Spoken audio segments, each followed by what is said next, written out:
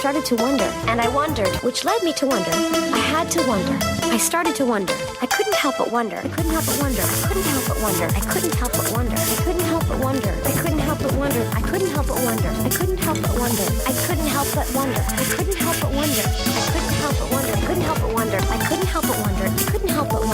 I couldn't help but wonder. I couldn't help but wonder. I couldn't help but wonder. I couldn't help but wonder. I couldn't help but wonder. I couldn't help but wonder.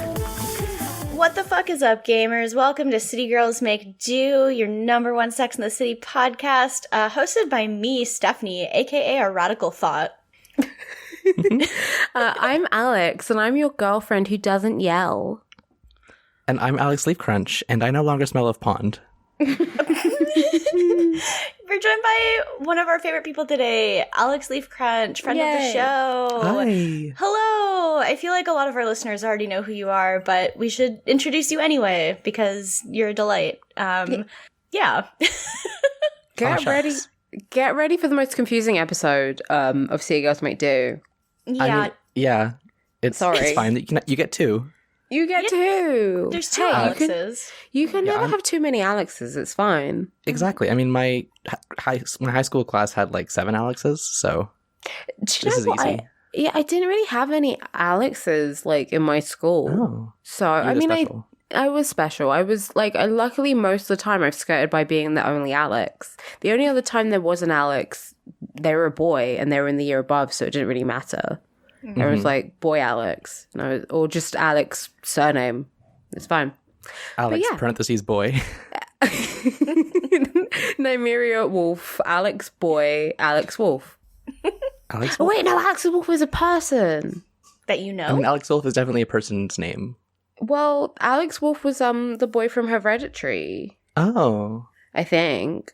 I don't know. It's a fear baiting crossover. Crossover with fear baiting.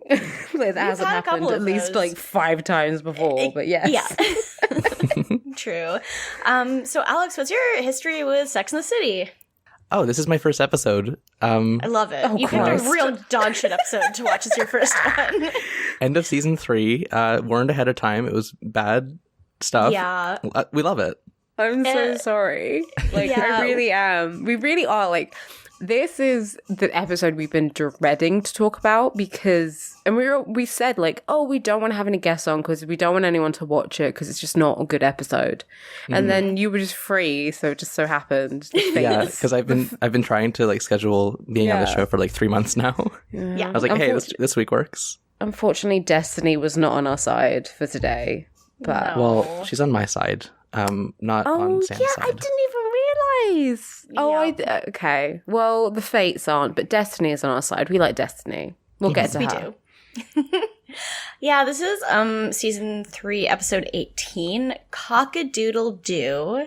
Hate it. And yeah, I guess we'll just get there when we get there, but it's bad. And like, I mean, it's one plot is really bad this week. The other ones are less bad, but they're still like intertwined with it, and it's just not good. The other ones are like just a normal bad, and then one of the plots is just like, let's say slurs every couple minutes. Like, let's just be offensive. It's funny. It's fine. It's HBO, baby. Yeah, it's not television. It's HBO. We say slurs. It's true. You can't say slurs on network TV. Well, you probably can say some, but you definitely could in the 90s. Don't get me wrong.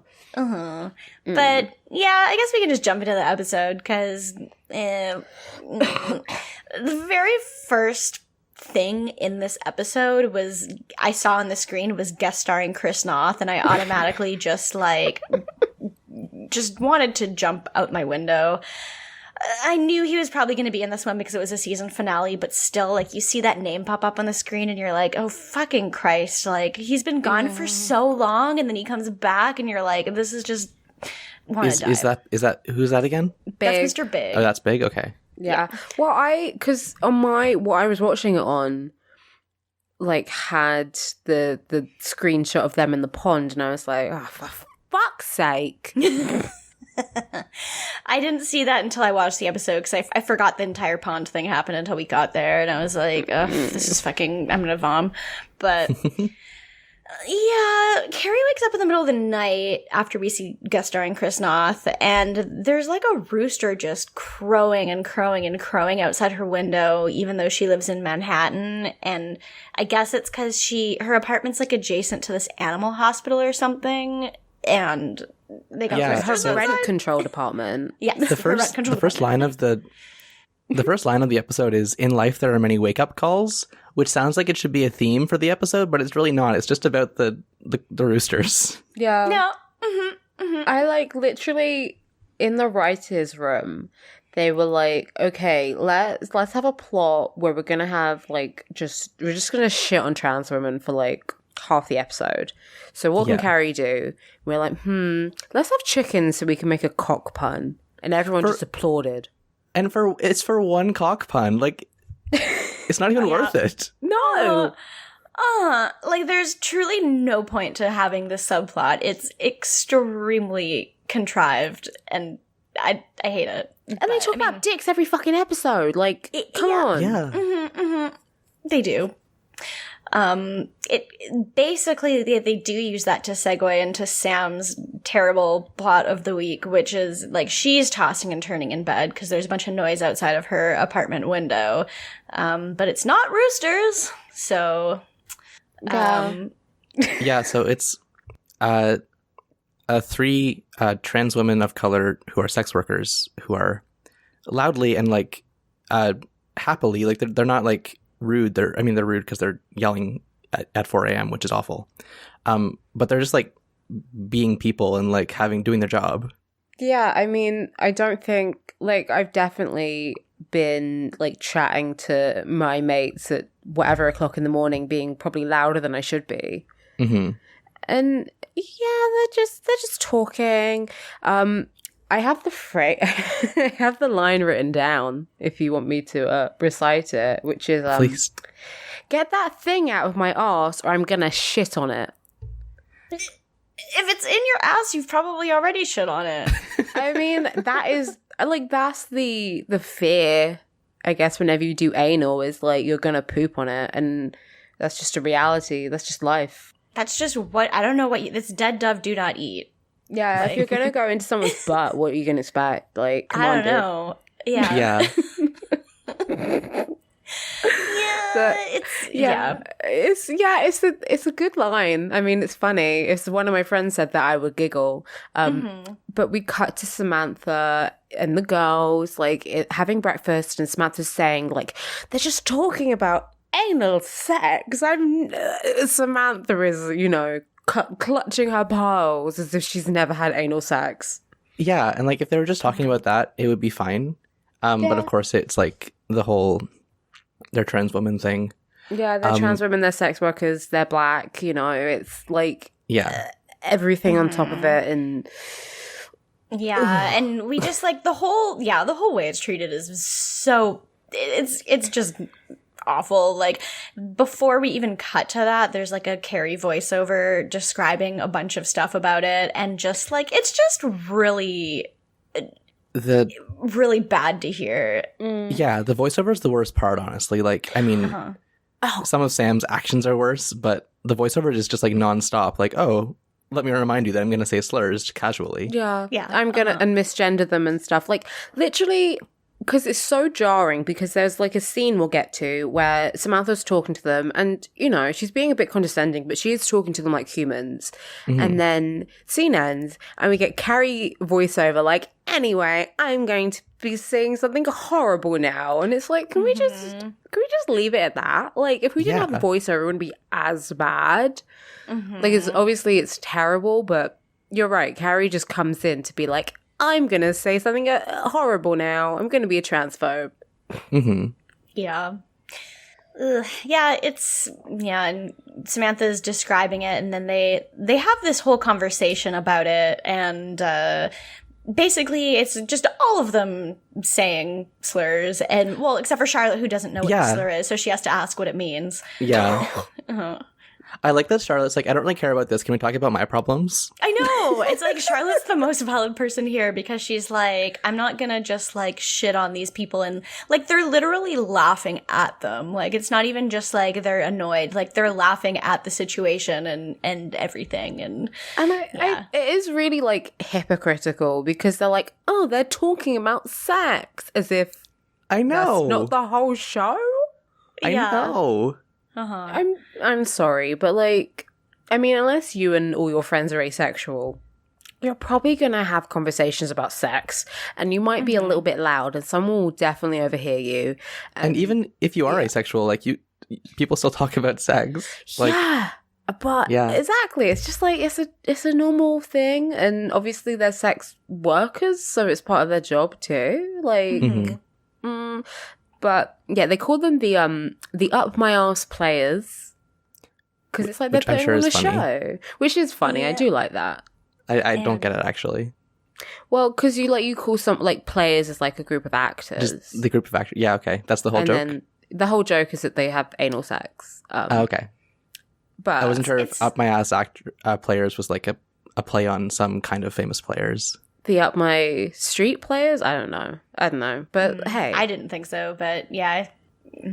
Carrie says that very funny. She's like, I don't know, Midsummer Night's Dream, up my ass, which is like very original and funny.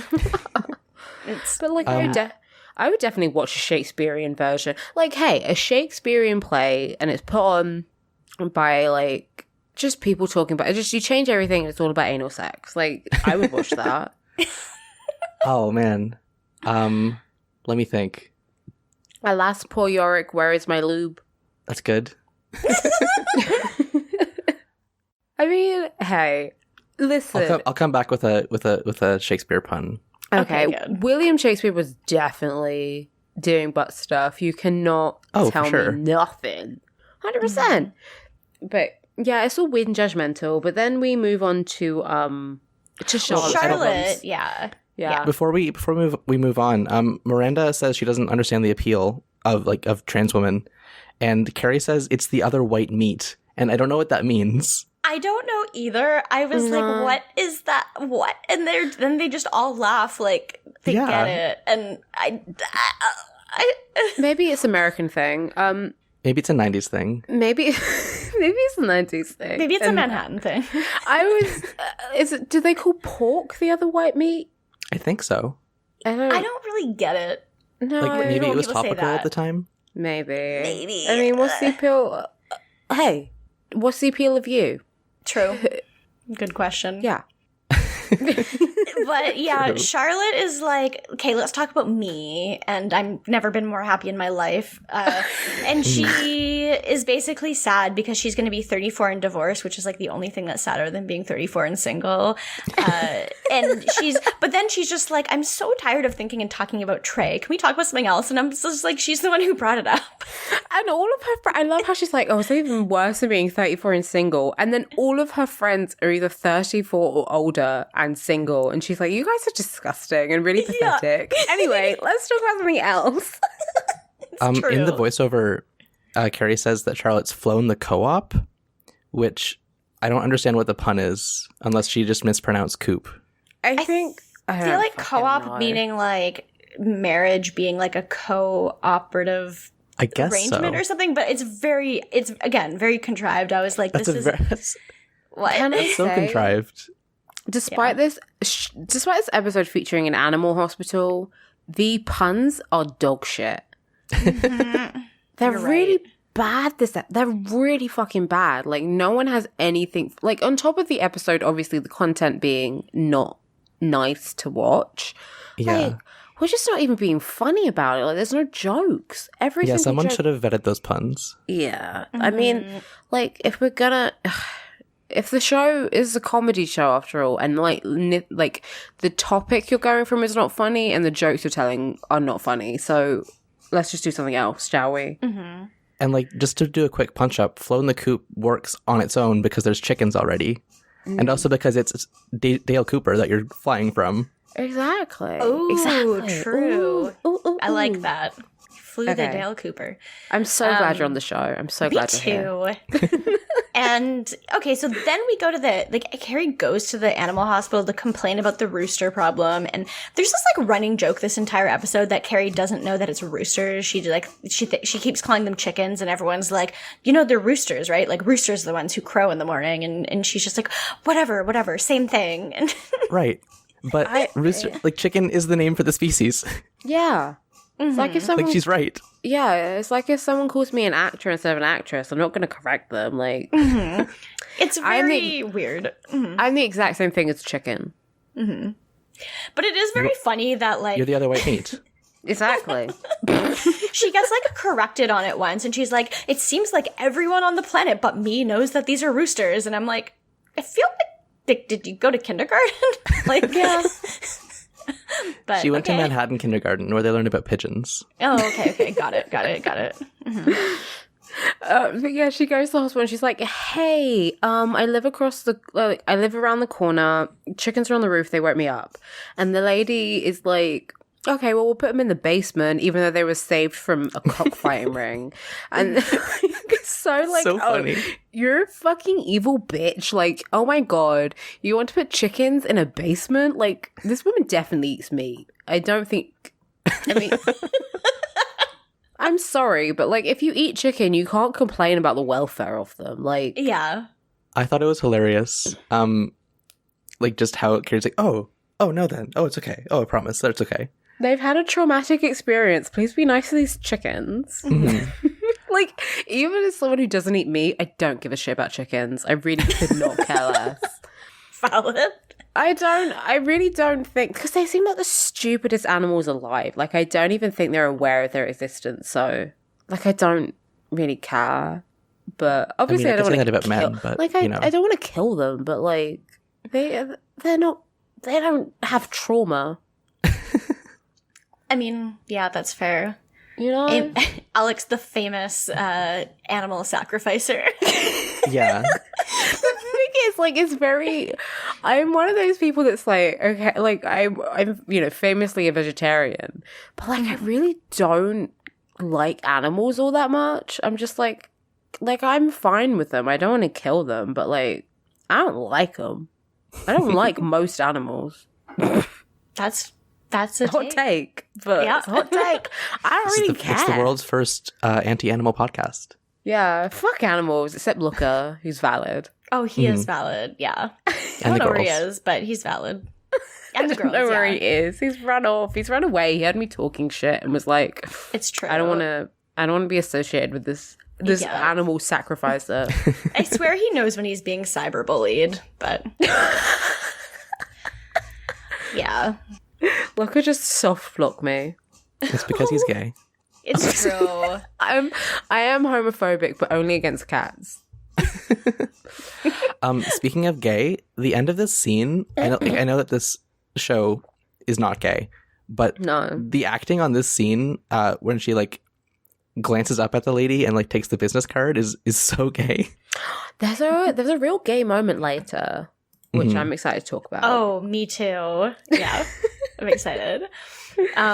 Before we get there, we have Miranda hanging out with her cat. I always forget she has a cat, and What did she call him? Fatty or something? She's she like, hey, does- Yeah. Fatty. yeah, she does. I thought she call called her him cat Fanny Fatty. for a second. Hey, Fanny. But that would be funny because pussy. It's a pussy. Exactly. Yeah. It's a pussy. Yeah, that would be very funny, but I think that would be like that's too high level humor for this TV show. So, Another punch up. Why didn't we write this? I know we were children at the time, but like, why didn't we write this? I We mean, should've. me as like a 9-year-old would have written a better episode than they wrote. So I'm I just could in the write corner pee pee poo coloring. poo Yeah. on some like styrofoam, and it'd be a just better like- episode. Yeah. Pee Pee Poo Poo is funnier. I just hand in like a coloring book and I'm like, here you go. Here's your episode. It's I true. hand in the script for this episode, and it's just the upside down circle hand. Yeah. It's true.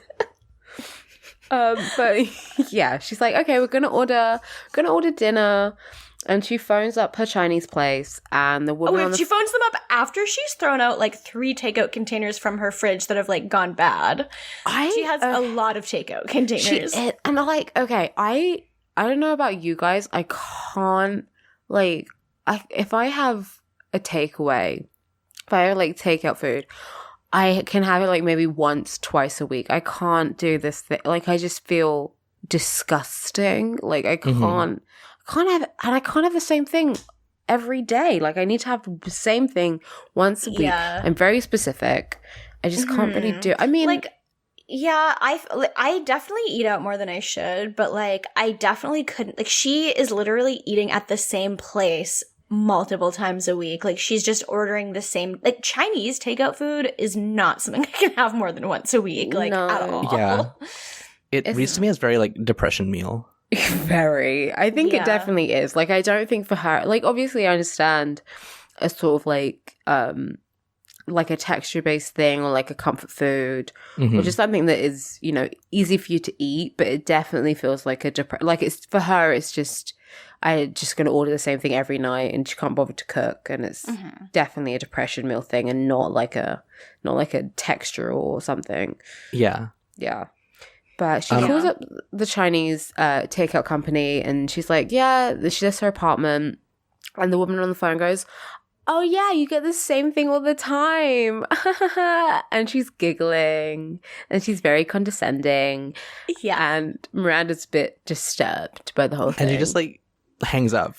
Yeah, it's really good. I wanted to also mention, like, when she's calling the place, she's doing it while she's like opening the cat food. I know. And like scooping it out. And that's like mind-boggling. How can you be on the phone while doing that? It's so noisy. Mm-hmm. It's so rude. It's disrespectful. Yeah. And at the okay, so like on the one hand, I very much do relate to Miranda because I really hate it when I go somewhere and they're like, oh, I know what you're getting, because it makes me feel like I can't order anything different, because then I'll be like, oh no, I don't want a medium iced cup today. Actually, I'm going to get something else. And like, I really, really hate it when that happens. But on the two hand, like, she has ordered so much takeout that I'm like, you kind of deserve this. Like, it's like from the like Chinese food, like 5 times a week is too much. Like, if they don't order, then what? I've never had it where they've been like, oh, we recognize you. So I don't really know what that feel would be for me. It happens. I've had that a couple times, and like I liked it just because it was like friendly. But I definitely understand not liking it. I also I work at Center This Out, where I have to I'm supposed to memorize orders, but I just get it wrong half the time. Yeah. Yeah, I think if it was a coffee, like, I wouldn't really care. But yeah, if it was a meal, perhaps, but then I don't really have the same thing over and over again. I lie. I say that, like, I don't order the mushroom crepes when I go to this French restaurant every single time I go there. But I mean, when you know what's good, you know what's good. It's true. I did have a baked camembert last time, which was très sexy. I really want that now. I'm hungry. So Miranda hangs up, and then Miranda and Carrie, it's like later, like the next day or something, and they're walking down the street, and Miranda's all embarrassed about how the woman knew her order. And then when they're walking, they see Steve and Aiden together. Steve and Aiden are together with their doggies on a patio. They're good doggies. They're doggies. Oh, and there's so many animals this episode. It was a very animal-centric episode. So maybe that's why it's called Cock-a-Doodle Doo. Probably. It's a farmyard theme. But so they hide in like a doorway. And they're like, oh shit, why are they together? Like, why are they together? I don't even know if they've met, like, on the show. It's weird because they do seem like the kind of people where, like, their boyfriends don't ever seem to hang out with their friends. Like, it's not, like, it's very weird to me because I'm, like, trying to imagine that being the case with me. I know. Like, it's such a straight culture thing. It's so weird. It's like, why do they not hang out ever? But I mean, like, I imagine Aiden and Steve would have met at some point during all of this. But like, you'd think you would have seen them be friends before this if that was the case. Like, I have no idea. It is such a straight culture thing because, I mean, I just realized my friend has been dating her boyfriend for like maybe 2 years and I've never met him, and we're best friends and I do not know him. Like, I know who he is and he knows who I am. We saw each other, we'd probably recognize each other, but like, we never really met or hung out. It's very really bizarre. strange. I know all of my friends' boyfriends. I've never met them. I know everything about them. I can tell you their zodiac sign. I can tell you their full name. Never met them in my life. Yeah, we never see them, like, really, like, there have been a couple times where, like, Steve would go out with all the girls or something like that, but, like, those times are few and far between, so. And again, that feels really intimidating to be like, no, you come and meet my friends. I'd be like, hey, so-and-so's coming, why don't you bring your boy? Why don't we have a boys' night? Why don't we bring the boys round? You know? Yeah, you'd think that'd be more normal, but and I mean, I guess like later on, like by the time you get to the end of the series, maybe not the end of the series, but like by the time you get to the movies, they clearly know each other and are friends with each other. But like, that's a long time from now. Yeah, but yeah, they're hanging out, and the Miranda and Carrie are like, well, I guess we kind of either have to run away or just confront this.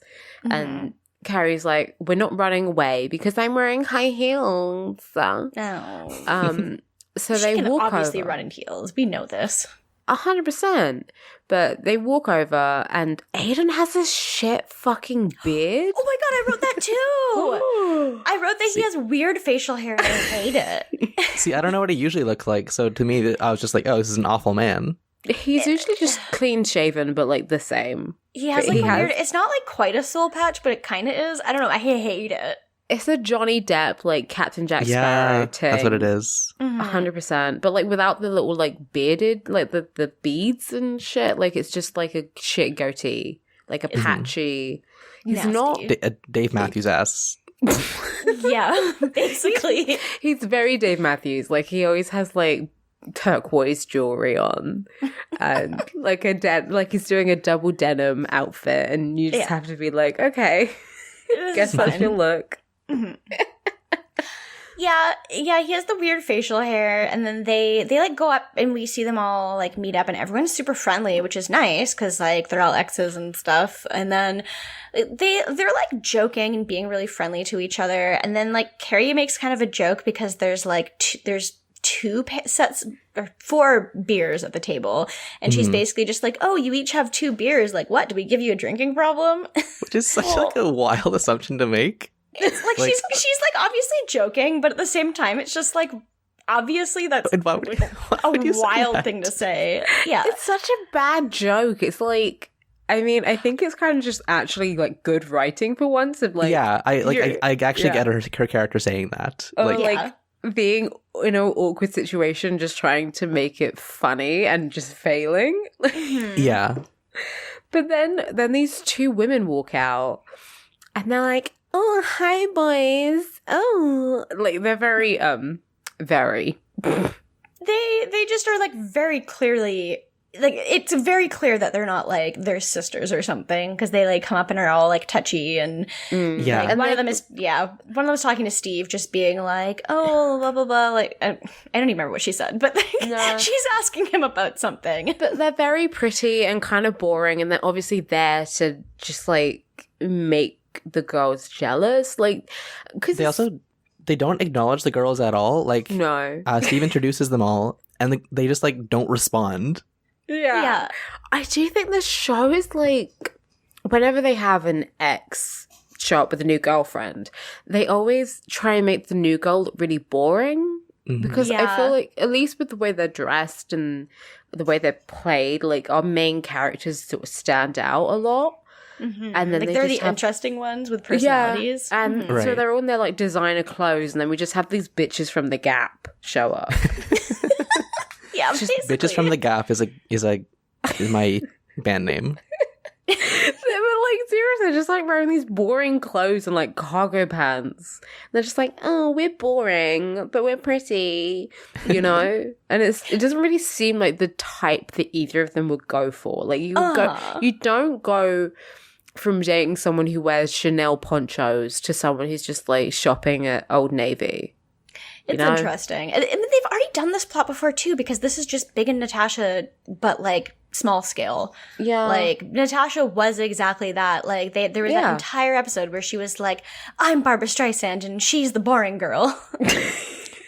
Instead of Big and Natasha, this is Small and Natasha, but with a G because it's a Nat. Yeah. It's little. Exactly. Yeah. So yeah, that's it really. And then they just walk away like, oh my god, they moved on already. I did want to. There's one line. Steve says like, "This is what I like about New York: street traffic." The way he was saying it, I thought he was going to say street trash. It would have honestly been so much better if they just like dragged them. Yeah. It would have been so good. It would have been so funny if they're like, oh, it's you. Yeah. Thank God that we at least get people dragging the girls at all this week, because like even if it's themselves. But there are some extremely good drags this week that I was like, oh shit. But before we get to those, we're at Charlotte's unpacking her stuff, and obviously they're talking about like bumping into Steve and Aiden, and they're like, oh, they've moved on already. What the fuck? Like, how come men move on so quickly and women are all like, oh, I'm sad. And Sam says, not all women. Yeah, true. She does say not all women. Yeah. Samantha's literally there like, I get fucked by a new man literally every other week of my life. And like she is the most like emotionally stable out of all of them, so she's doing something right. So but then Carrie's like, oh yeah, I don't obsess over men after we break up at all. And it's like they're all just like, I'm gonna fucking kill you. Like, Miranda says the way she says this is really funny. She says, you're misobsess big, and it's just like devoid of context. Those words are very funny to me. You're misobsess big. Carrie's like, me? She's very shocked. Yeah, she's like, oh, well, that's big. Big is different. Big is she sounds like me when I'm not even drunk, when I'm just talking sober, and I'm like, no, he's my twin flame. And then you have your soulmate. We met in a past life. Shut the fuck up. Yeah. But then she does mention she didn't obsess over Aiden, but you know, that's probably because she cheated on him. So like, I'm pretty sure she didn't care about him that much to begin with. So of course she didn't obsess over him after they broke up. Like, that, and then Charlotte's like, I bet Trey isn't worrying about me. I don't want to talk about men anymore. Like, she brings him up and then she's like, I don't want to talk about him. Yeah, she is like, I'm over men. I wish they would disappear completely. They are the root of all of our sadness. And I'm being serious. I think they should all disappear. And I was like, holy shit, Charlotte is like killing it this week. As soon as she said that, I went lesbian. So yes, that, and also I had this like wild mind journey when this happened, because my mind was trying to piece together like the threads of the episode. So I thought she was going to be saying like, I'm going to date a trans woman. Yeah. Which, I mean, it would have been problematic to like fetishize a trans woman like that, but also it would have been way better than this. True. I kind of would have like, that would have been, I think, all right, in our rewrite, that's her arc, right? Yeah. Is Charlotte repressed lesbian? She spends her whole time worrying about men, and then she realizes that actually she can date a woman and still get dick down. Exactly. She can have the best of both worlds. Like Hannah Montana voice. She's a lesbian, and that's all there is to it. So. That's what she was singing about. I mean, I love that song because it applies to both bisexuality and getting dick down by a woman. Yeah, it's equality. It is equality. You're right. And Charlotte deserves it after everything she's been through with Trey. Like, yeah, I mean, honestly, like her whole, like any woman, her whole thing is, I'm like, okay, you're dating all these men who you clearly don't like and just feel like you have to date because you need to get married and have babies, right? And it's like, no, you'd probably be emotionally fulfilled by a woman and also sexually fulfilled. I mean, now that I think about it, actually, it might be hard to find a trans woman who can actually get her dick up enough. But, you know. Yeah, it's that's the magic possible. of HBO. I mean, the magic of HBO. The magic of HBO. The magic of HRT. True. Hormone box office. I mean, you can always whip out a strap. True. You always can. Yeah, true. That's the real moral of this episode. Get the strap. True. Should we sell like Seagull branded straps, or is that too much? Ooh. We could sell City Girl branded like hay, because I could just buy guinea pig hay and then repackage it in our own bags and make more money off of it. I think if we sell strap-ons, I think they should come in that like hay packaging you get. You gotta dust the hay off before you use it. Yeah, and they're pink for girls. Okay, true. Yeah. And then they have like the girls emoji like on the back. Yes. I really don't want anyone using that without the emoji. Yeah. I don't like No, that. okay. I think it's just a mantelpiece. It's not for use. It's just like for decoration. I don't trust people enough to not use it. It's just a printout like in the packaging that says thanks for your purchase. It's just a cardboard cutout of a dick. But anyway, we're getting distracted as usual. We get to a question. We do. And Carrie had a rough I thought this was still like I was still on the like talking about trans women replacing men thing when this was asked. Because Carrie says, then a radical, almost earth-shattering thought popped in my head. And I thought it was going to be, what if gender is constructed? No. Carrie, we thought she was going to get there, like, when was it? Like, earlier this season, end of season 2? I can't remember. We thought she was going to get there at one point, and she sure fucking didn't. She sure doesn't. Yeah. I mean, that's the thing is, like, I mean, obviously we're well versed with the show at this point. That we're like, Carrie would never have that thought for a second. No. And then, so we're like, nah. But, I mean, I would kind of love it if it just was a fast one on us and Carrie's like, gender is a construct. Whatever. Doesn't mean jack shit. Like, let's just be fluid with our ideas and let's stop having these rigid motions. True. But no. It would be like, you've seen that one account, right? I can't remember if it's a Twitter account or what, but it's like woke Charlotte York. Oh, yeah. It's really good. That sounds amazing. It's a good account. We should post a link to it when I post the episode. I forget what it's called, but it's really good. It's good. Yeah, there's the one of like when Samantha was dating the black guy and Charlotte was like, stop fetishizing black men. It's like, damn, and stop talking like that. Like, stop talking, stop using AV and appropriation. I mean, the show would be so much better if there was just one fucking voice of reason. Like, can everyone just calm down and stop being a complete fucking dickhead? But it's never gonna happen. Yeah. But yeah, her thought has nothing to do with, well, it has something to do with gender, I guess, but not in the way we would ever want it to be. Because she basically is like, oh, well, if men are, moving on so fast, if they're, if we're the ones who are having so much problem keeping men, is it us? Like, are we the problem?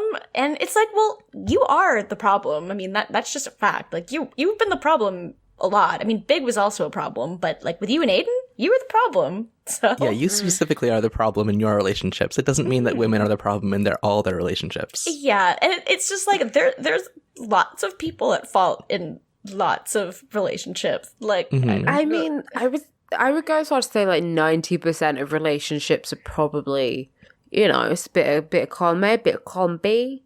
Yeah, and it's I think not so too. Not necessarily to do with anyone's gender. It's just that, relationships are a two-way street and everyone has failings because no one's perfect. But, I mean... Especially not Carrie. No. But then we have... Sounds fake, but okay. Yeah.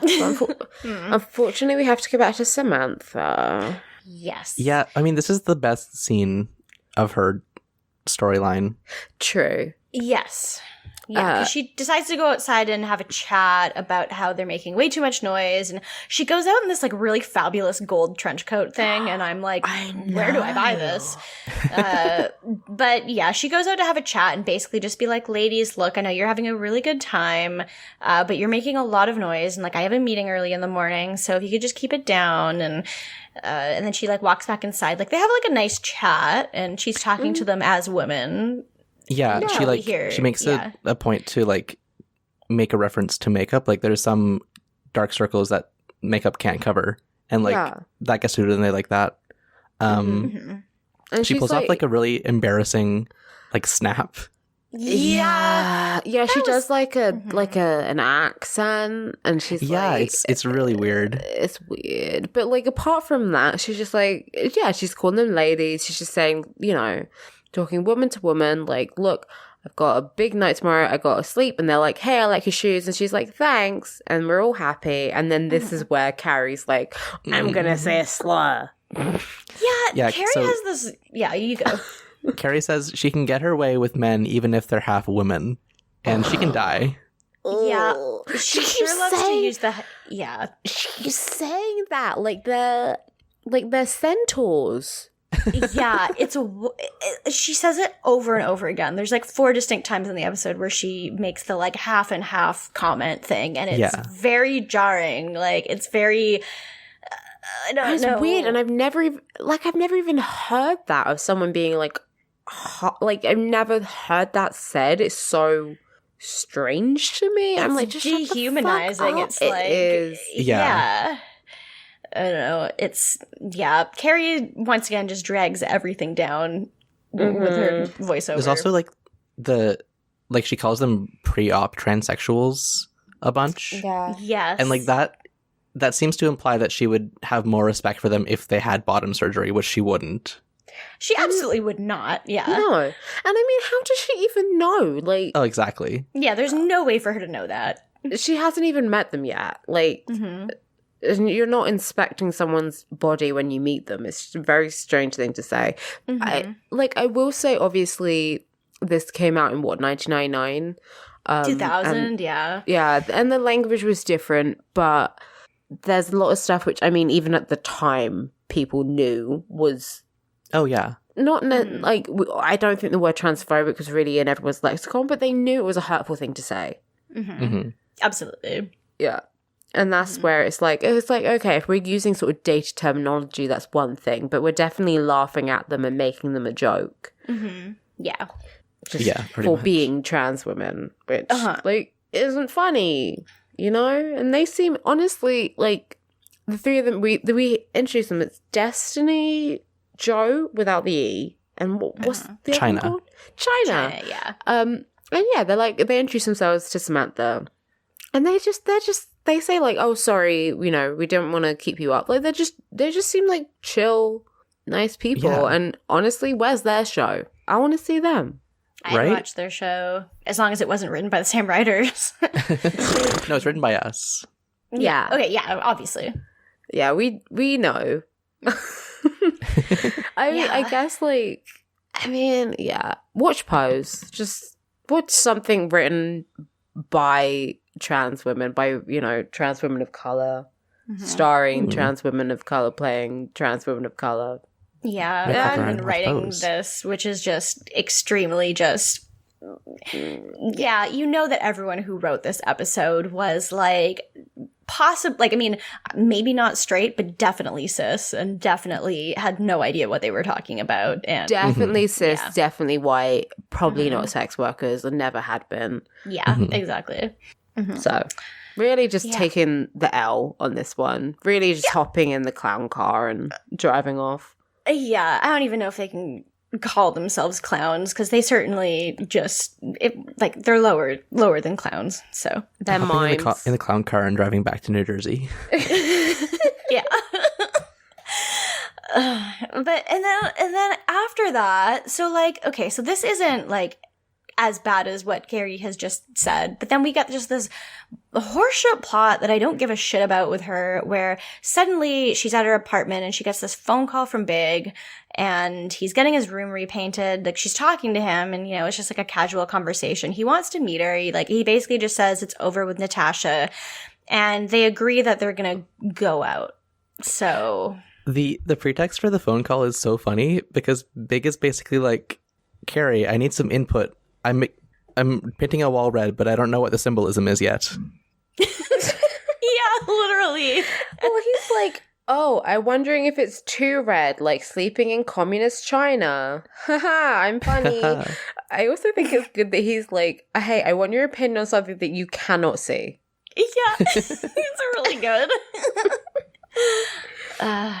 Also, yes, don't paint. I hate red walls. I really do. Like, he picks a pretty bad shade of red. It's a lot. It's like a scarlet, like it's a very bright bluish red. And I hate red interiors because yes, it makes your room look smaller. It makes it look like some sort of sex dungeon. And I hate red and white together. Interesting. I didn't mind it. I thought it looked fine. I mean, it looks fine, but it looks dated. Yeah, for sure. Just have shit be white. Like, if you're gonna have walls, just have them be a neutral. He's probably tired of neutral after Natasha, because everything in their apartment was beige. So he was like, what's the opposite? There's a thing. So, like, everything Natasha wears is a very, like, neutral pastel thing, obviously to clash with Carrie and her bright colors and wacky wardrobe. So that's a fun fact for you. Well, then that actually makes sense for him to, like, spontaneously have a bright wall. But it wasn't brought up in the episode, so bad writing. Yeah, the other symbolism I noticed was that Carrie's wearing her necklace again, and when she was with Aiden, she didn't really wear it very much, and sort of more stuck with like the Carrie earrings. She wore like a lot of earrings, but not a necklace, and now she's back to the necklace because she's back with Big. Think about it. I'm very smart. I hate it. Necklace. Even when she's not with Big, it's like she is. So, yeah. Which brings us to my favorite scene of the entire episode, because this scene, like, I watched it and I was like clapping. I was like one of those monkeys with the symbols. I was so excited. It was so funny. I loved it so much. Because Carrie and Miranda are shopping, and Miranda's just like, oh, do you want to go out on Saturday to do something? And Carrie's like, no, I have to work, which we know is horseshit because she just agreed to see Big. And then immediately. Yeah, she's like, oh, I lied. Yeah, it's like me trying to lie to my mom. I'm like, actually, nah, Yeah, and she's like, look, I lied because, like, I knew you weren't going to approve and I just didn't want to tell you, but, like, I'm just going to fess up. And Miranda's immediately, like, snaps. Like, she's just being very, like, not looking at Carrie. And then Carrie's like, okay, what's up? And then Miranda just drags her. She's just like, look, I'm not holding your hand through this again. He's bad for you. Every time you go back to him, you are so pathetic. And, like, she calls her pathetic. Yeah. And she's like, I am not going to be there for you when you go back to him and he ruins your life again. And basically, Carrie's like, I can't believe you say that about me. And it's like it's all true. It's all true. I'm Miranda. Like, I was like, everything she's saying is true, and I'm her. Like, if I had a friend who did this and they knew it was bad for them and made the same mistake like 5 times, I'd be like, this is horseshit. I'm not doing this for you again. You're the most selfish person I know, and it's absolute garbage. And she's like, fine, you can go and meet him. I don't want to hear anything about it. Like, I do not want to hear shit about it. It's so such good. A me thing to say. Like I would say that. And then Carrie is like, okay, well, you just throw everything away. You like you did to Steve. Like, you're so judgmental. You never give someone a chance. Like, you just let them have one sign of weakness and then you throw them away. And it's like, she has been here through so much bullshit. Like, yeah. She put up with so much with Steve. She put up with so much with you. Like, yeah, it's bullshit. But, like, I mean, you say stuff when you're angry, but just, I literally in my notes, it just says wig. I mean, yeah. Like, Carrie, like, she might be right in some ways, but it's kind of like Miranda puts up with a lot of bullshit before she just absolutely snaps. And when she snaps, she has good reason to. It's not like she's just like, oh, it's really annoying that you're seeing big. And Carrie's other point is, look, we're not going on a date. We're just going for lunch. It's not like we're back together. And Miranda's like, that's bullshit. Every time you see him, you can't help yourself. You just go crawling back to him no matter how much he hurt you. And like, she is right. Yeah, and if anyone was like, oh, I'm going to go have lunch with my ex, I'd be like, what's going to happen? Like, that's not a neutral situation. Yeah, not at all. So no. So yeah, they have a fight and Miranda storms out and Carrie goes home and she's like, she checks her voicemail. She hasn't got any messages and she was saying like, oh, I hoped Miranda had called me. He left me an apology. Yeah. But there's no apology. Miss Bradshaw? And then she's like, well, I considered calling her. Meanwhile, and I thought it was going to be like Miranda had thought about calling Carrie, but she's just calling the Chinese place again. Yeah, it's really good. They do a really good just like bait and switch with that one. It's really good. Yeah, it was really funny. And yeah, so she calls again and she says her address to the woman on the phone, and the woman's like, yeah, chicken and broccoli. All right, so her order's like chicken and broccoli with brown sauce, which, what the fuck is brown Chinese sauce? I've never had that. I don't know, but it's a real shit order. Like brown rice? I really have no idea what. Yeah. I mean, hoisin sauce is brown, and hoisin sauce slaps. Hoisin So sauce that might be does it. slap, but you wouldn't call it brown sauce. Yeah, exactly. Yeah, And then it seems like and such a weird cold order. noodles. Yeah, I Cold don't know. noodles? I have no idea. Is that like glass noodles? Maybe. No. But as soon as the woman reads the order back to her, Miranda just like, she yells that she doesn't need this and just hangs up again. And Yeah. then she goes directly to the Chinese place and she realizes that the woman isn't laughing at her because the woman is like, ha ha ha ha ha ha on the phone. Yeah, she's when just she- like a cheerful service person. Yeah, she extremely is. And then she sees that the woman like answers the phone for someone else and is like doing the exact same laugh and not reading their order, like not like knowing their order, and that's just how she is because But, like yeah. it's her like, customer I'm service sorry. voice.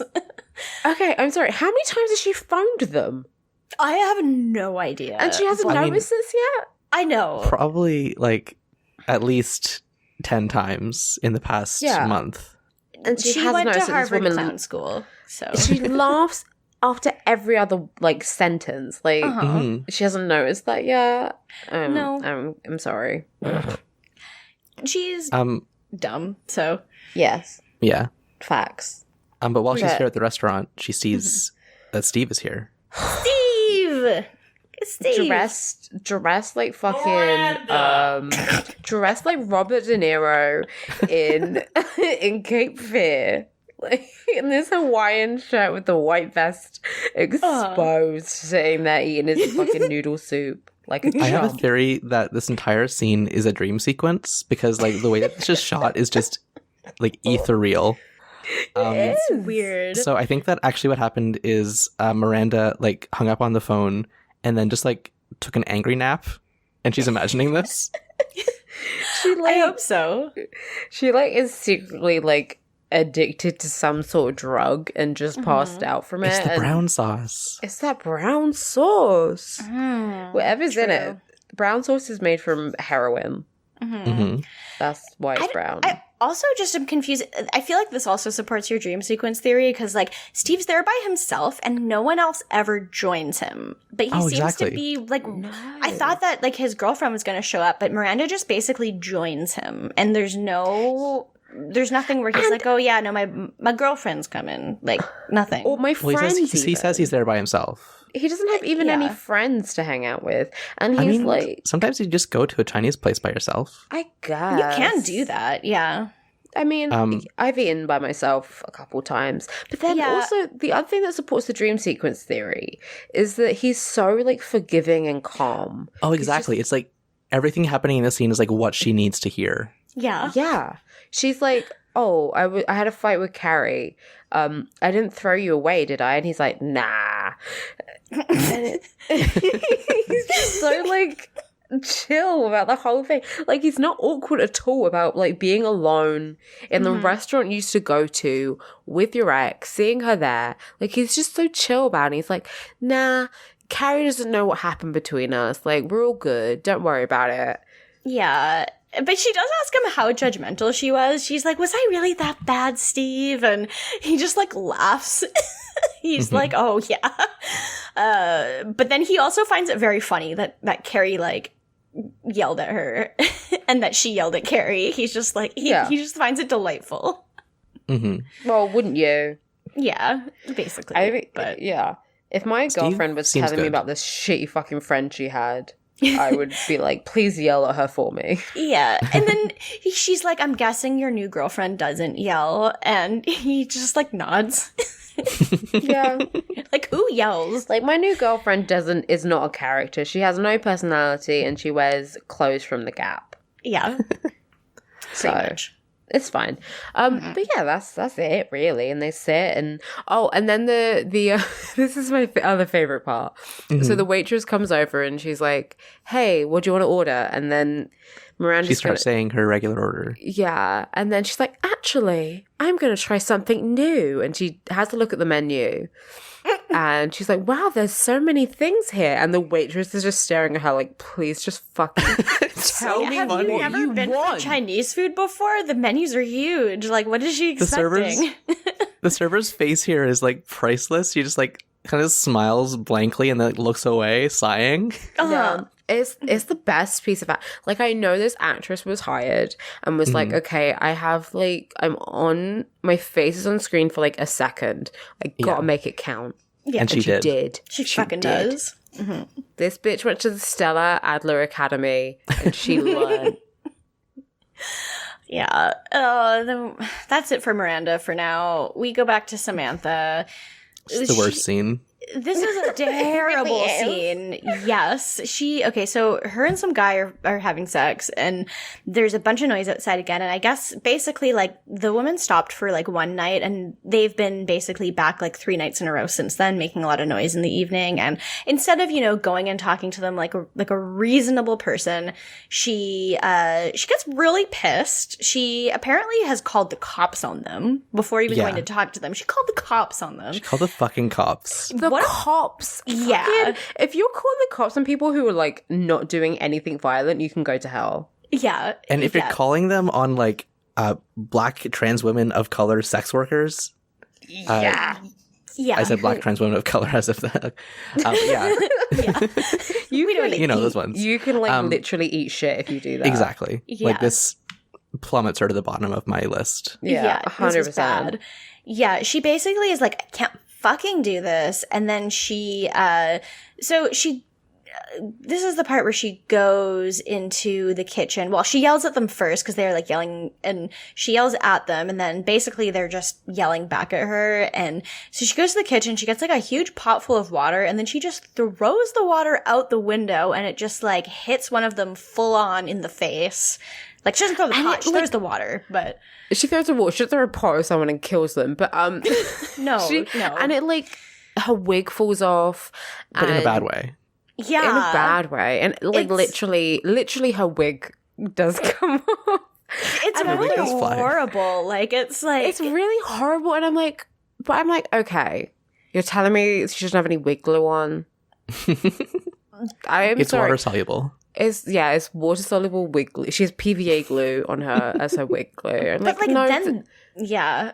I'm like, I'm sorry, if you have a bald head and you're wearing a wig, you're not just putting it on top. That's not, because it's gonna, if the wind comes, it's gonna fall off. But they had to do it this way for it to be, funny with an IE, yeah. With an IE, yeah. So Destiny, I believe it's Destiny. She's humiliated. The other girls are laughing, and Samantha's like, just be quiet, and it's getting all rowdy. I called the cops, and the guy is leaving, and it's like, you are crazy. Yeah. Yeah, good for this guy, like, getting out of there. I mean, seriously. Like, even if she just popped her head out of the window and was like, lady, seriously, I'm trying to get my dick on. They'd be like... And they would understand. They'd fucking understand. Do you think they wouldn't understand that? Yeah, it's It's really, really horrible to watch. And then the cops show up like immediately after too. So it's like you just like splash this person in the face full of water from your apartment window, and then these cops come to like take them away. So I mean, luckily the cops are just like, oh, move along and aren't arresting them. Yeah, which is the most unrealistic thing in the world. Yeah. But I mean, if you're in our HKIP Discord, then you might be familiar with the fact that I have very noisy neighbors, and I did have a mental breakdown like maybe like last month. I did lose my mind a little bit, but then also I have a personality disorder, so like really, is it my fault? No. But I still didn't call the cops or like scream and throw water on them. I just sort of like, I think I went outside and I went to see if like their light was on, they were actually having a party. Actually I sent my mum to go do that, and for some reason she did it in bare feet, and I was like, nobody asked you to do that. Like, you could have put shoes on. I never asked you to go out with bare feet. I never asked you to walk in the street with bare feet. That's disgusting. But in the city, you gotta be gross sometimes. True. Yeah, and when your daughter is having an emotional breakdown, then you gotta do Sometimes what you have to be dramatic. Yeah. I can't have children. I'm not fucking doing that shit for them. God bless her. Tune in for the next Mummy mailbag. I can't wait. So Samantha's plot is okay. So it's not over yet. We still have a couple more scenes, regrettably. But so then we go back to Charlotte, and she's just like reading in her apartment. She's reading a book.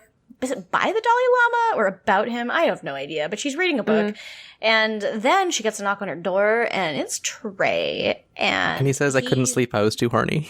Yeah, he basically does, and he's like, it's bone time, and she's like, excuse me? We're separated, though, and then, yeah, so I guess then it's they bone fuck. time. And he's finally Kyle McCockland. McCockland? Yeah. From cucked to cocked, yeah.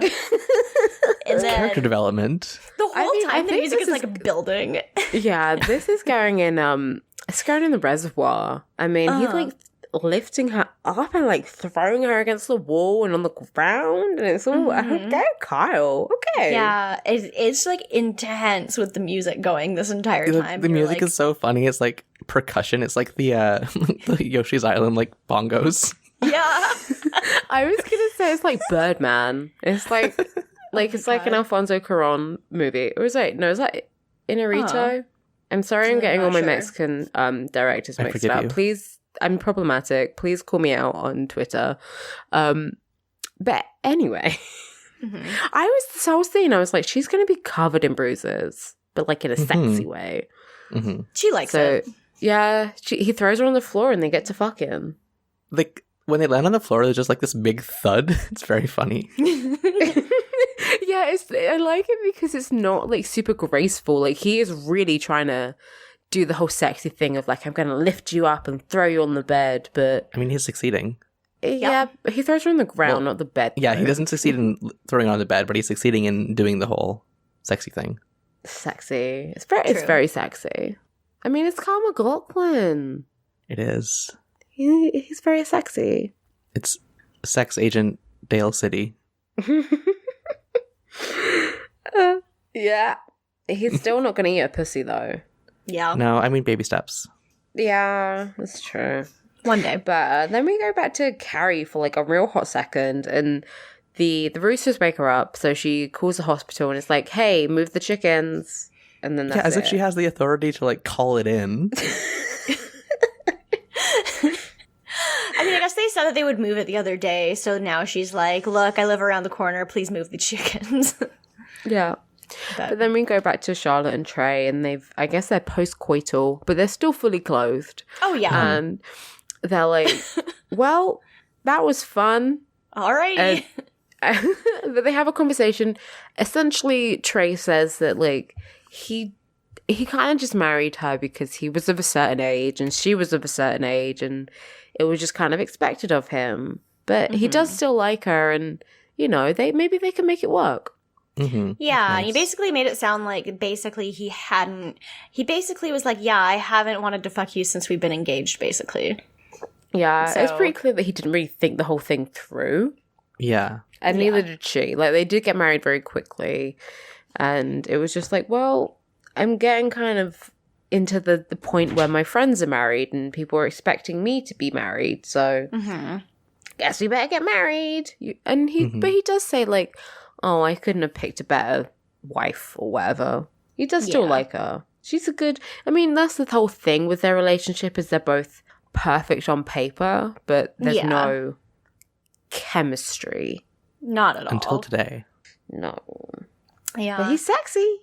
That's He's true. sexy.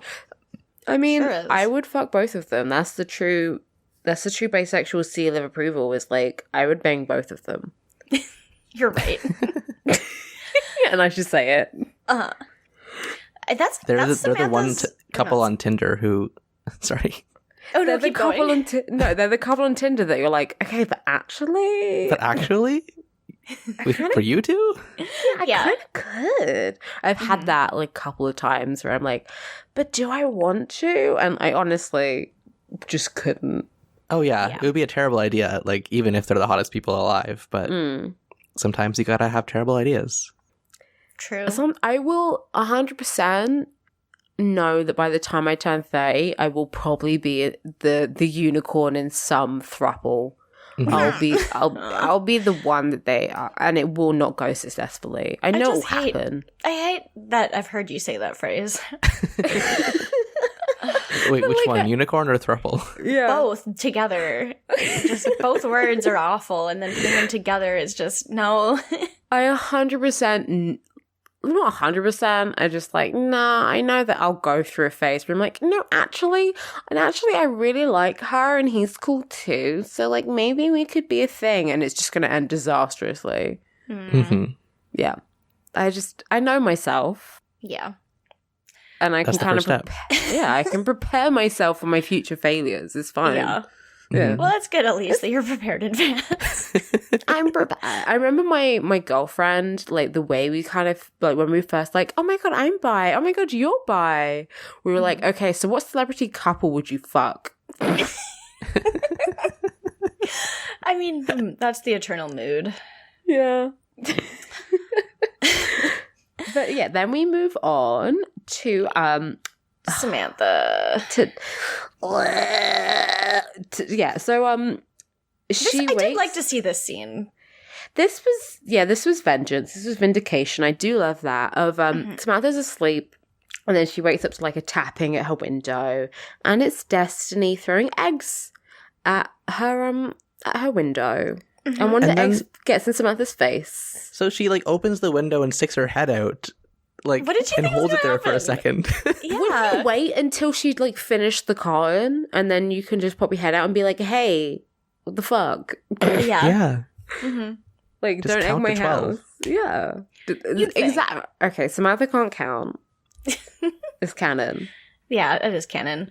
Yeah. But that's it. At least she doesn't do anything back. She just like that happens, and then we get another absolute shit Carrie voiceover, and then Yeah, and Carrie then we does move on. very much misgender her again. Yeah, It's just exactly. like, It's just rehashing the same thing we've heard like over and over again. So I mean, like, we can sort of say all we can about this is trans misogynistic. This is like uncomfortable to watch because it is, obviously. But like, I do have to say, they are just saying the same thing over and over and over again. Like the whole stuff about calling her like quote unquote half a man is said again and again and again. It's like, it wasn't funny the fucking first time. It's definitely not going to be funny the fourth time. Exactly, Yeah. because like you can tell one joke about trans people and it's not funny.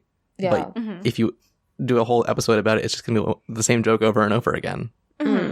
And I would have honestly, like, I think it kind of would have been cool if like they just showed up. And I really do like the scene at the end. Like, I think it's funny they just show up and they're just characters in Samantha's neighborhood.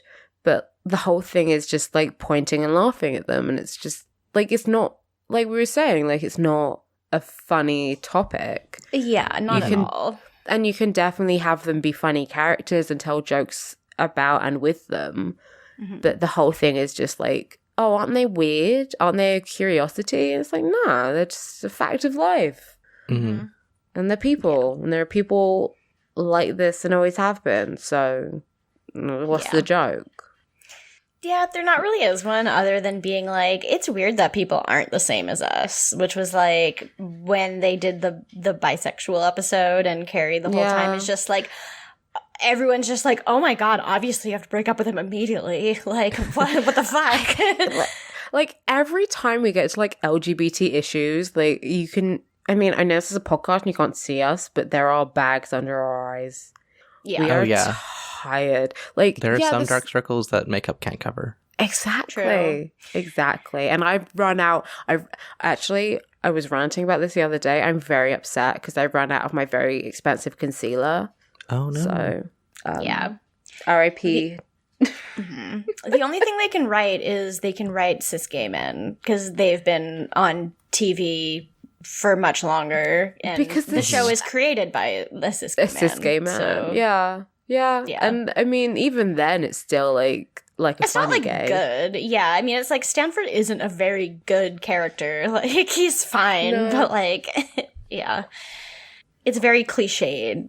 I think. But, so yeah, thankfully that's it. And the next time we see him, like, the girls are doing better. And they're mostly like doing better. I still really hate Carrie, but otherwise they're mostly doing better. So. Otherwise, I mean, that's just that's just the show. That's just us. I know. Just us hating Carrie. I'm sorry. It's true. Yeah, I mean, speaking of her, we get the next scene is her because she's calling Miranda. She calls Miranda because, you know, she wants the whole thing to be kind of over with. Like, they're very nice to each other and they're both kind of like, look, sorry for being like that before. And they have a nice conversation and Carrie's like, look, I'm outside the restaurant. I am about to meet Big and just like, I want to know that you're going to be there for me if this is like a huge mistake and I mess up again. And Miranda's just like, yeah, I will. And I like this because I don't know about you. Every time I've kind of fallen out with a friend and made up, I'm just like, okay, I'm sorry. Yeah, I'm sorry too. Anyway, back to normal. Yeah.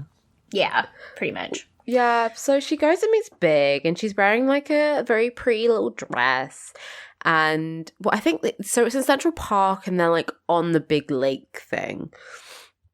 Or a pond or whatever. They're on the docks. Mm-hmm. And she's like, hey, you. And he turns around and he goes to kiss her and they fall into the pond. Oh, no. Well, yeah, because she leans away.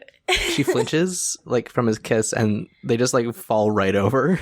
Yeah. And, I mean, they say it's a pond, but I don't, like, they are neck deep, which I don't think is really, like, pond. Pond isn't that deep. That's probably not, but I do think it's funny because they're definitely covered in just absolute duck shit now. So yeah, good. I imagine there's like a technical definition of pond where like it doesn't have an inlet or an outlet. It's just like a body of water. Probably true, and it has to be a certain size to not be a lake. Yeah, I'm not a pondologist. No, I'm not. Hydrologist. Tumblr do not interact. I do like that this is a show uniting STEM and arts majors against business majors, but true. I agree. I'm not STEM. I have a so what is the difference between a lake and a pond? So there is I had it up just a second ago. So there is no official scientific difference between a lake and a pond. Naming conventions between lakes and ponds are ultimately arbitrary as well, but the general accepted consensus for the two involves size. Bodies of water that are dubbed lakes seem to constitute larger areas, while ponds seem to be smaller. Okay. So dope. We're geniuses. So the real question is a pond a room? I'm gonna kill you. Shut the fuck up. Well, it's been great, everybody. Thanks for having me. I mean, would a cave be a room? I don't think natural things can be I think rooms. if you put a door on it like Shrek, it is. Yeah, if you put a door on it, like in Minecraft, it's a room. Yeah. Is Hugh Hefner's grotto a room? Send in your thoughts to cgsmdude@tumblr.com. It's not a room, it's tit soup. So is tit soup a room? Okay. I literally watched the Cribs episode with Hugh Hefner in today, and I was like, oh fuck, I've seen this.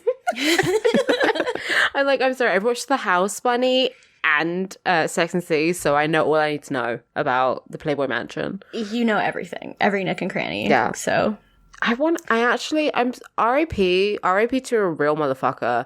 I do really want to go to the Playboy Mansion.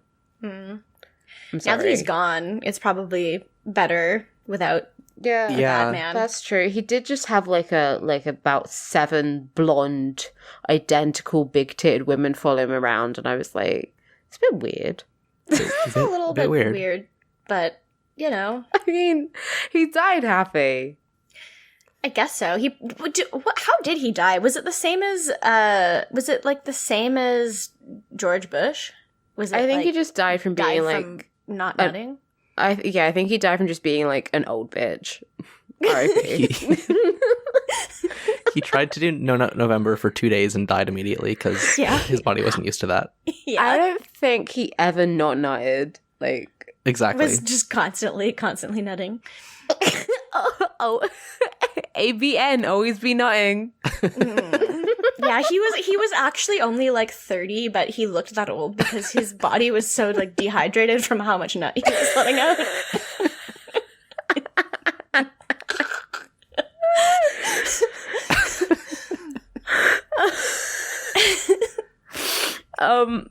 But then they go back to Biggs to dry off and get clean from the duck shit. Yeah, and now we get to know the metaphor. Yeah. Huh? They had their convo in front of the red wall. Mm-hmm. Yeah. Yeah. And they're like, hey, and Big's like, hey, should we get back together? And then Carrie's like, nah, we're different now. And that's it. She takes, basically, She takes like 30 seconds to think of like what the symbolism of the red wall is. And what she comes up with is it looks okay at first, but it's not all that good like us. Yeah, it's good in theory. Wow, the yellow wallpaper can eat shit. Like, it's got nothing on Sex and the City. Yeah. She also calls them war buddies. Yeah, that's... Oh my god. It's like, yeah. I like to imagine Carrie, like, bumping into, like, My dad went to New York, and he was talking to me the other day, and he was like, every homeless person I saw was in an army uniform. So I like the idea of Carrie bumping into a veteran and saying, I know what it's like. I had a really tough time with my ex-boyfriend. Big was my Vietnam. Yeah. Wow. I mean, truly, like, it just never really ended and was just kind of a failed mission. So that is accurate. Mm-hmm. True. Yeah. Yeah, and we also, like, it's just them talking about their shit. Like, he's like, was it my fault? Was it all my fault? And she does admit that it was somewhat her fault, but also he was absolute garbage. So I don't know. Who can never be sure? It was both of them. But Yeah. They just don't work with each other. They're just sexually attracted to one another, which... Like, they do have that cute thing. Like, he does it really cute when he's doing that thing where he's, like, smiling and they're both looking at each other from the side. They're both, like, just like an Even the Best by Nathan Fielder. It was exactly like Even the Best. It's exactly like that. I think they do look like... They really are, like, Harley Quinn and the Joker, though. They were doing that very Joker smile. They are. They're just, like, laughing and smiling serenely at each other, and then she gets up and leaves. Yeah, she... You know, Suicide Squad, where they have that, like, flashback and Harley's in the like, her classic costume and they're dancing. It was like that. I haven't seen it, but I can imagine it. I haven't read it, but I imagine there's a red wall in the House of Leaves because she leaves. Oh, nice. Thanks. Yeah, she leaves and then Carrie has a message from Miranda when she gets home and she's like, I want to know how it all went, and because she cares about her friend. And then the chickens are also gone too, so it's like a win-win. Yeah. And then Carrie's wearing this... That was a terrible, like, lesson for her to learn, is just complain and you get what you want. Okay, much. but, like, how many times have I done that and it actually works? I mean, not enough, honestly. But Carrie's wearing, like, one of Big's shirts and, like, a Hermes belt. And I might actually steal this look. Mm-hmm. I actually did really, really like this look that she had. Yeah, with, like, it was like longer at the back, and then it was, like, very, very leggy and very baggy at the top. I liked it. Mm-hmm. I've been feeling quite leggy recently. Maybe it's the summer, but men's shirts, short skirts, That's true. It's true. It kind of seemed like Slutty Pirate to me, which is good. That's what it was, yeah. Yeah. I love how you two said that at the exact same time. Shout out to Shania Twain. Yeah. It's double true. And then we go to the last scene, and so Samantha is hosting like a sorry party for the. It's called a kiss and makeup party. Yeah, for the dolls. And so they're all invited and they're friends, and she invited Carrie and the girls. So everyone's there, and they're all having a barbecue. Oh my god! And we have to have a wiener joke because, Of course, get it? Like a dick. It's like a dick. It's like a dick. it is. But yeah, everyone seems to be having fun. They've got flirtinis, which I did nearly make until my mother reminded me that I'm allergic to pineapple juice. Rip. They But sound really Samantha good, though. says, Samantha says she wants it to be a fucktini. I mean, Which is pretty funny. same. It's funny because she fucks. She fucks. She's so horny. But yeah, it's vodka, champagne, and pineapple juice. It sounds delicious. It does. And so, like, the whole idea is good in theory of them just, like, getting along and having a good time together, like a girls' night thing on the roof. But, like, I don't know, the whole Carrie thing of this just extremely rubbed me the wrong way. And I was like, yeah. yeah, Carrie's just, like, talking to the woman, and she's getting, like, she's getting extremely, she's doing a very, like, an AAV thing. And just Like, I guess if we're gonna be like, I guess if we're gonna be, seeing the best of her, then we can say she's just doing like a Queen's kind of like Bronx accent. Like, That's what I thought. Like, I thought it was like a Jersey thing. Yeah, like she kind of sounds like J-Lo. Yeah. Yeah, she's And definitely putting on a voice. And Yeah. the whole time I was just like, I just really hated watching her. I don't know, just like the whole idea of her being like, oh yeah, we can all get along. Like, we're all just like ladies having fun. But then the whole time I was just like, you don't respect these people at all. You're just like pretending to have a good time with them. So like, it just stressed me out.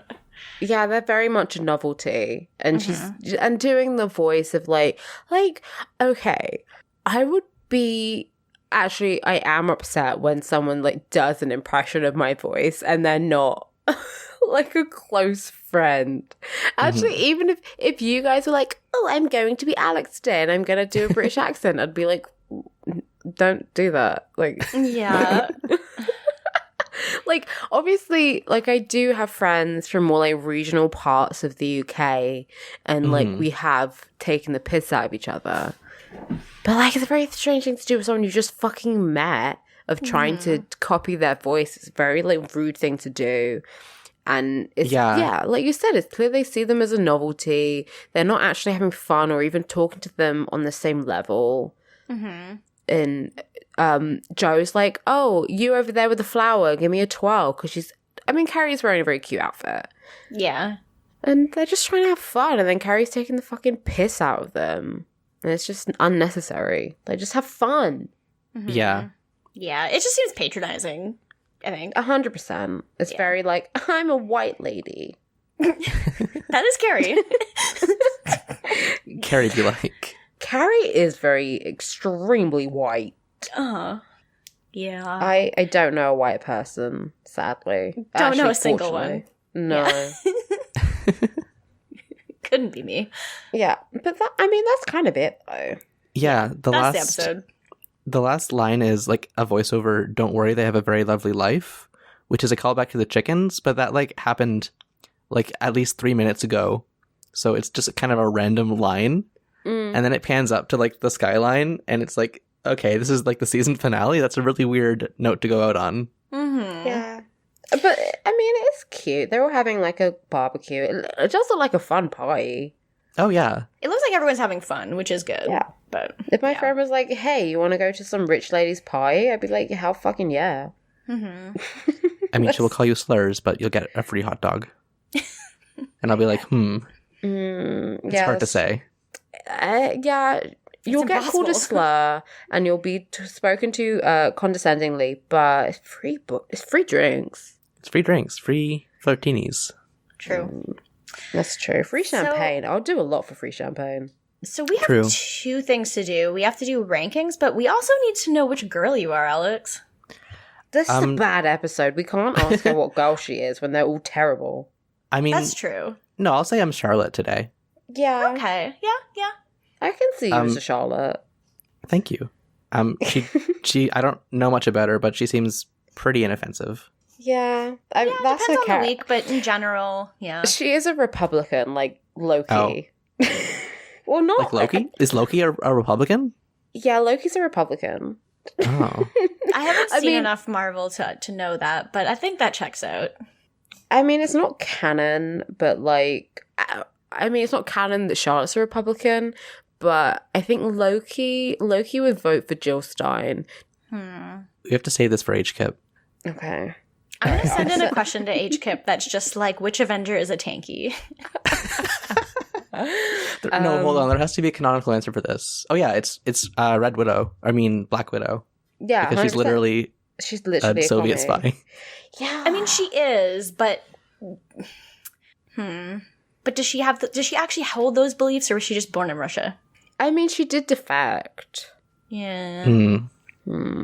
I mean, we definitely know it's not Captain America, and it's definitely not Iron Man.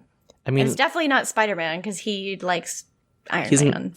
It's Scarlet Witch. Scarlet Witch? Yeah, I think so. I think she. I don't know much about her, but I believe you. I mean, she's a witch, which first of all is very like tanky. Like, I'm sorry, but if you are like a practicing Wiccan, then you're either very left or very right. You're not a centrist. If you're doing magic, you're not like, I just think everyone should get along. Like, no, you're either one or the other. And I feel like she hates Tony Stark for like killing everyone. Witches? So, yeah, witches. Witches are tankies. Who are the magical anarchists? Druids. Like druids, I was going to say. Because like witches are all about like putting hexes on you, and like that's state violence. Yeah. I think druids, because druids are just like, oh, we're gonna chill in our forest and do mushrooms. Mm-hmm. That's not very tanky. No. Warlocks are libertarians. 100%. Yeah, I think most of them are, to be honest. Yeah. This has been a good episode. Anyway, rankings. Do you want to go first, Alex? Leafcrunch? Well, number one is definitely Charlotte. Yeah, of course.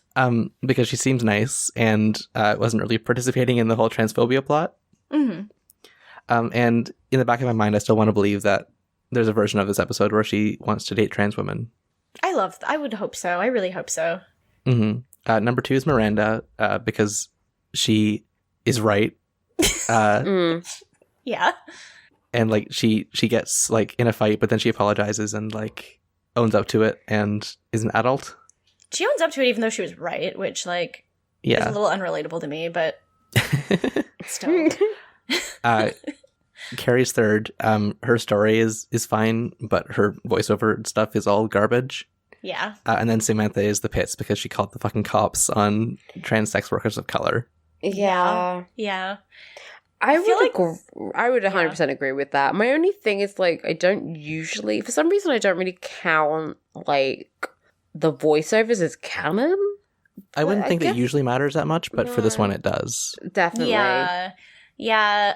I'm like, her and Samantha are very close for me in this episode because for 90% of the episode I was like, Carrie's obviously the bottom, but then that one scene with Samantha was just like real bad. So yeah, that one does take it one step lower. So yeah. Like, really? Don't call the cops. We don't need to do that. Mm-hmm. This is not a cop situation. No one's robbing a bank. Right? We hate cops. I think literally like the past, I mean, I said this last week, but like every episode we're like, by the way, we hate cops. City girls hate cops. City girls hate cops. Mm-hmm. City girls said a cab. Sure fucking did. And so I think we all have the same rankings. So nice. Yeah, we can just go to questions now. So if you have a question, you can send it to citygirlsmakedo.tumblr.com/ask. We have 2 questions today. One of them is from friend of the show, guest of the show, Val Flight Cub. And they have asked, which Pokemon are the ladies and Kyle, Mr. Big is Mr. Mime from the movie who, spoilers, gets blown up in a fiery explosion. Who the fuck is Kyle? McLaughlin? Oh. I was like, that's not his name, though. I know. Like, they probably just don't know what his name is in the show.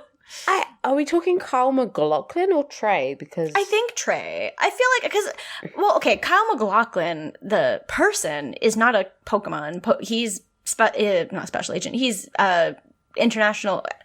He's Looker. I hate to say Man of Mystery. I hate to say international policeman Looker. He is canonically a cop, but it is the Pokemon universe, so it's different. Yeah, they have healthcare. It's fine. Yeah, cops are good in Pokemon, aren't they? They're I've never played it. I mean, let's not go that far.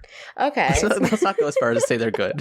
All they do in Pokemon is they basically just try to tell the bad team to stop stealing Pokemon, and that's pretty much it. Like, you guys, for real, just stop. Stop. That's what I would do if I was a cop. I'd be like, hey, stop stealing stuff. I've never played Pokemon in my life. Well, Kyle is Looker. Kyle's Looker. Zendaya is Michi. Yes. Trey, though. Well, Trey has a problem where... Okay, so... I'm thinking about this. Trey, has a problem where he can't get a funny boner. So, Is he like Wurmple? Yes! Absolutely. Absolutely he is. You're so There we right. go. Yeah. I feel like we've done the other girls before. I can't really remember what we said.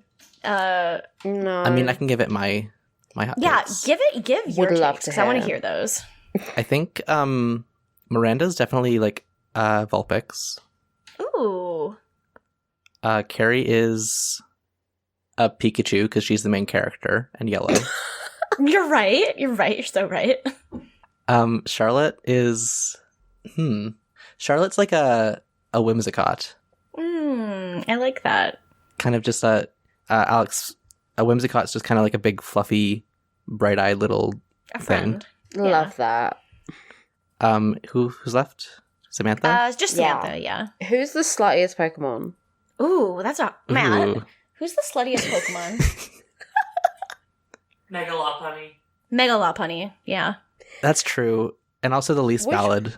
Which was what's that? I disagree that Megalopunny is the least valid Pokemon, but go on. I think I just mean that Samantha's the least valid. Oh, I see. In this episode, for sure, yeah. Who's the Most most of the time she's transphobic okay. Pokemon? Probably Jinx, to be honest. Who? Jinx is also the most Jinx. racist, so Yeah. a double win for that. Yeah. So one of those two. I don't want to make her she's still a person. She doesn't have to be Jinx. Yeah. Jinx is particularly bad. Yeah. Jinx But I know I feel like sucks. Megalopunny is probably a pretty good bet. So Is sounds good. Is that a bunny? I'll post a pic in It's the like- chat. Okay, send me Pokemons. It's like, what if the person who designed bunnies was horny? Ew, I don't like. Yeah. Oh, what's the green? What's the grass one that everyone wanted to fuck for a while? Oh, you're talking about Serena?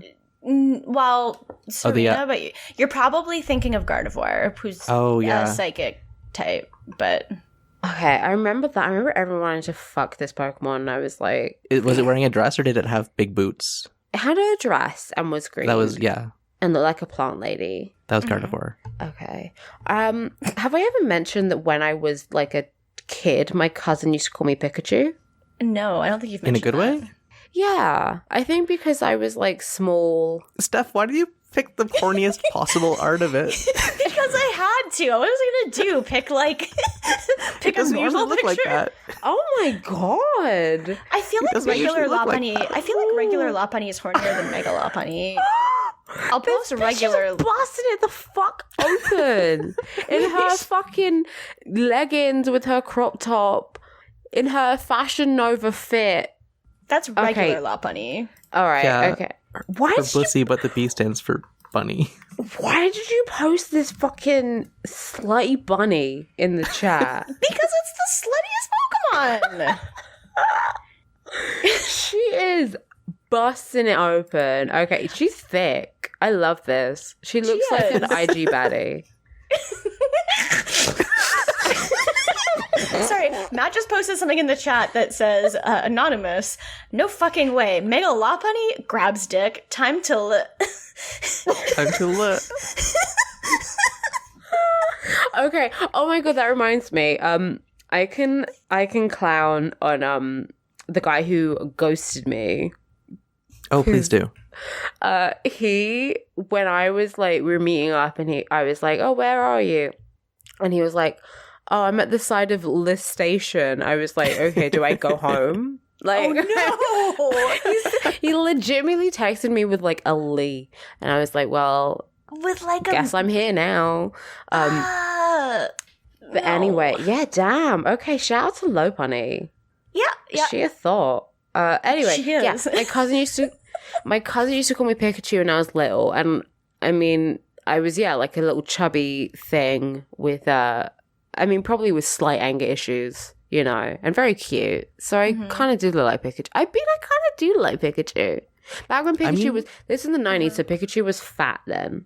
I Right. love Pikachu's Pikachu. It's a compliment. Yeah, Pikachu's not all skinny like she is now. Mm-hmm. It's just like Nicki Minaj said, fuck those skinny Pikachus in the club.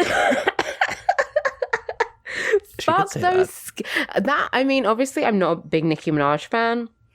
I do love "fuck those skinny bitches in the club." It's a good line. It's You such gotta a good hand it to line. her.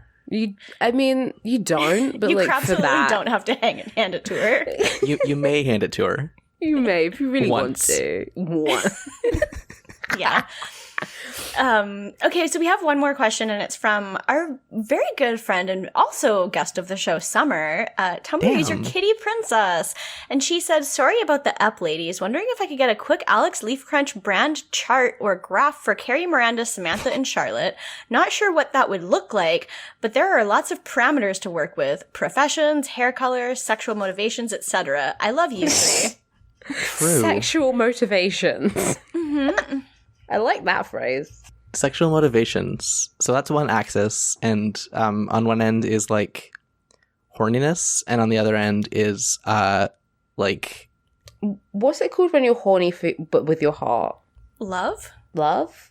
I was gonna say like career motivations, like tactical sex.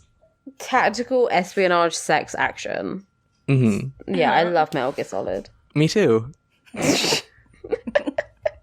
So who's the most like Solid Snake? I would say probably I feel like maybe Samantha. I don't know. Samantha. Yeah, she's like a sporty spice.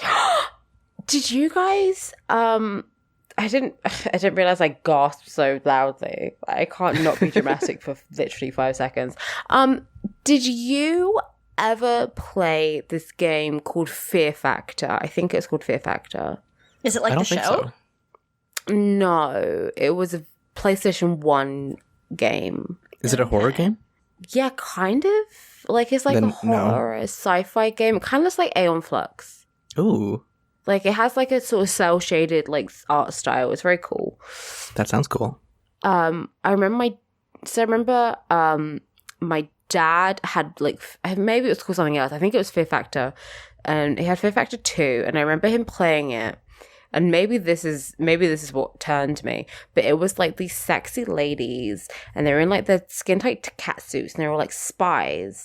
And then they like made out in the shower, and they were like fucking bisexual, like they were fucking, but also they were spies, I think. So that's how I imagine Samantha. Okay. That sounds right.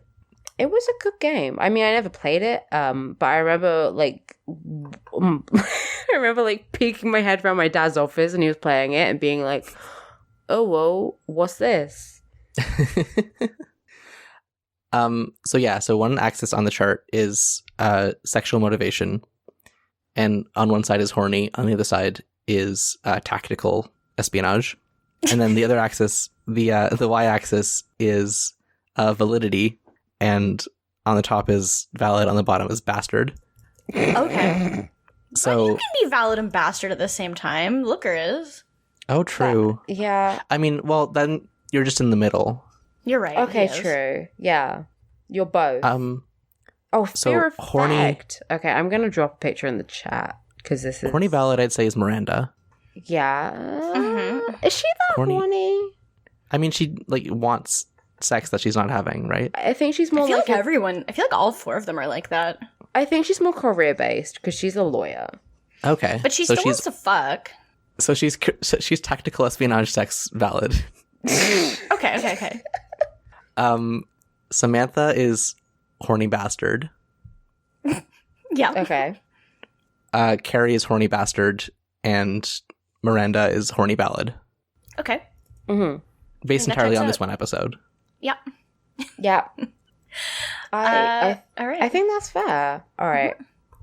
I'm about to think drop, that answers it. I'm about to... wait, let me see. Let me see if I can... I don't usually do anything on mobile. Is this working? Yeah. All right, I'm sending you a picture of these horny lesbians. Oh, Time to love. time to love. Time to love. 13? 13 climaxes?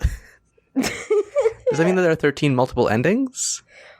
No. I mean, listen, I've never played this game. I just watched it and was like, time to live. 13 climaxes genocide run.